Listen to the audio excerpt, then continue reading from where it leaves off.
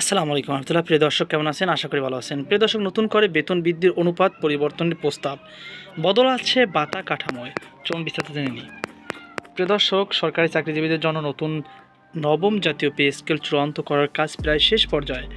নতুন বেতন কাঠামোয় সর্বোচ্চ ও সর্বনিম্ন মূল বেতনের ব্যবধান কমিয়ে 1:8-এর পরিবর্তে 1:7.5 করার প্রস্তাব দিয়েছে সুপারিশ পর্যালোচনাকারী সচিব কমিটি।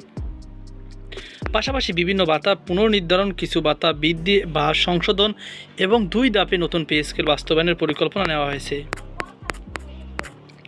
গত 1 জুলাই নবম জাতীয় পে স্কেল কার্যকরের ঘোষণা দেওয়া হলেও এখনও এ সংক্রান্ত গেজেট প্রকাশ হয়নি।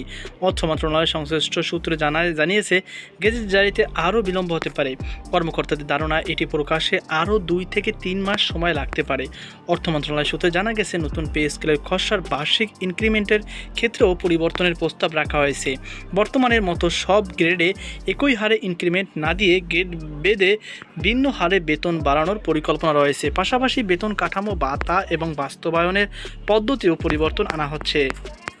নতুন বেতন কাঠামো নির্ধারণের বাংলাদেশ পরিসংখ্যান bureau (BBS) living standard survey 2005 এর তথ্য বিবেচনা নেওয়া হচ্ছে।